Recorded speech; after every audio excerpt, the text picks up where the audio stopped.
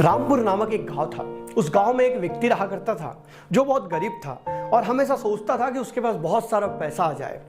एक दिन वह व्यक्ति ऐसे ही बड़बड़ा रहा था कि क्या जीवन दिया भगवान, मेरी जिंदगी में कुछ भी नहीं है। मैं इतनी खेती किसानी करता हूँ, वहां से भी मुझे कोई ज्यादा उत्पन्न नहीं मिल पाता और जमीन भी मेरे पास थोड़ी है। उसकी ये बातें वहां से जाता हुआ एक सन्यासी सुनते रहता है। वो सन्यासी उस व्यक्ति को कहता है क्या हुआ, तो वो व्यक्ति सारा रोना उस सन्यासी के पास रो देता है। तो वो सन्यासी उसे कहते हैं कि यहाँ से 15 मील दूर एक राजा है, जो राजा के पास जाओ तो वो सारी मन्नतें पूरी करता है।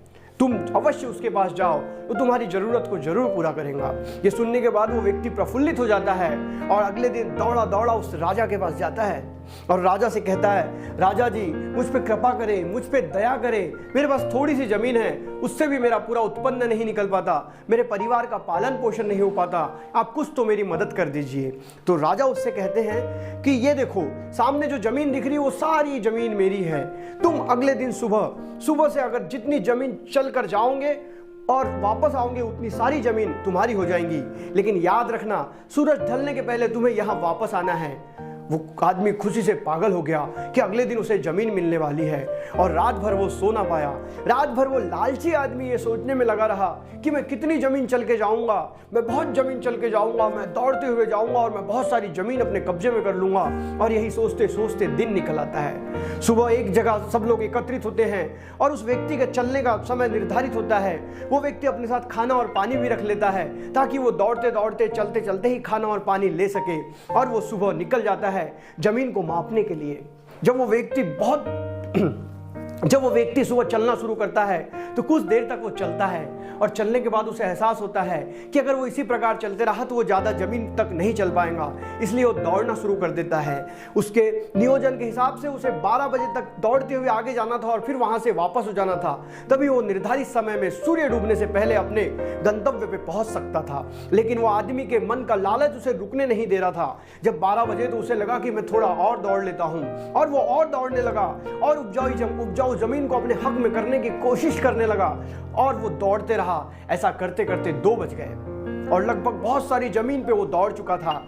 अब उसने निर्धारित किया कि अब उसे वापस जाना चाहिए और मजबूरन उसने वापस मुड़ना शुरू किया और वो पूरे ताकत लगाकर वापसी में दौड़ लगाने लगा। लेकिन उसने 8 घंटे में जितना सफर पूरा किया था, अब उसे वो सफर 4 घंटे में पूरा करना था, जो लगभग नामुमकिन सा था। लेकिन उसने दौड़ना जारी रखा, वो पूरी ताकत लगाकर दौड़ने लगा। एक बार तो उसके मन ने कहा कि सूरज डूब रहा है, अगर सूरज डूबने के पहले मैं अपने गंतव्य पे नहीं पहुंचा तो मेरी सारी मेहनत पे पानी फिर जाएगा, मुझे एक भी जमीन नहीं मिलेंगी। इसलिए वो पूरे प्राण से अपने दौड़ को बढ़ाने लगा, अपने कदमों को तेज करने लगा और दौड़ते दौड़ते बहुत स्पीड में दौड़ते हुए वो अपने गंतव्य तक पहुंचने लगा। सामने देखा तो लोग खड़े थे, कुछ दूर ही दौड़ना था और सूरज भी डूबने की तैयारी में था। वो दौड़ते दौड़ते चक्कर आके गिर गया।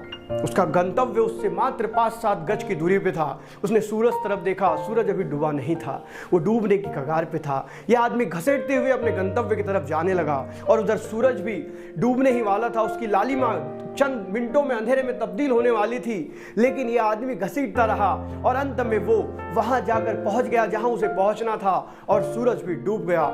सभी लोग उसकी वाही वाही करने लगे, सब लोग उसकी प्रशंसा करने लगे कि तुमने कर लिया, तुमने कर लिया। लेकिन जब लोगों ने उस आदमी को उठाया तो उन्होंने ये देखा कि वो मर चुका है और लोगों ने फुसफुसाना शुरू किया कि एक और व्यक्ति की लालच ने जान ले ली। ऐसे कितने लोग यहाँ आए जिन्होंने जमीन के लिए चलना शुरू किया, लेकिन आज तक कोई भी आदमी जाकर वापस नहीं आ पाया है, क्योंकि इंसान का लालच ही उसके पतन का सबसे बड़ा कारण है। दोस्तों, आज हर आदमी अपने लालच के आगे हतबल है। हर आदमी लालच के लिए पैसे के पीछे दौड़ता हुआ नजर आता है। वो अपने सुकून को भूल चुका है, वो अपनी छोटी छोटी खुशियों को भूल चुका है और उसका एकमात्र ध्येय है, वो है पैसा, धन, दौलत। और वो ये जानता है कि इस धन दौलत से सुकून नहीं खरीदा जा सकता। सुकून तो दूसरों की मदद करने में है। सुकून तो दूसरों की मदद करने में है। सुकून तो दूसरों की भलाई करने में है। सुकून तो ऐसे व्यक्ति की मदद करने में है जिसे जरूरत है। लेकिन आदमी को तो सिर्फ पैसों का लालच है और उसकी आंखें अंधी हो चुकी है। दोस्तों, अगर कहानी अच्छी लगी और इस कहानी से कोई मैसेज मिला है तो अपने दोस्तों से भी शेयर कीजिए। मैं इस चैनल पे रोज एक नई कहानी के साथ आता हूं। तब तक के लिए अलविदा, जय हिंद, वंदे मातरम।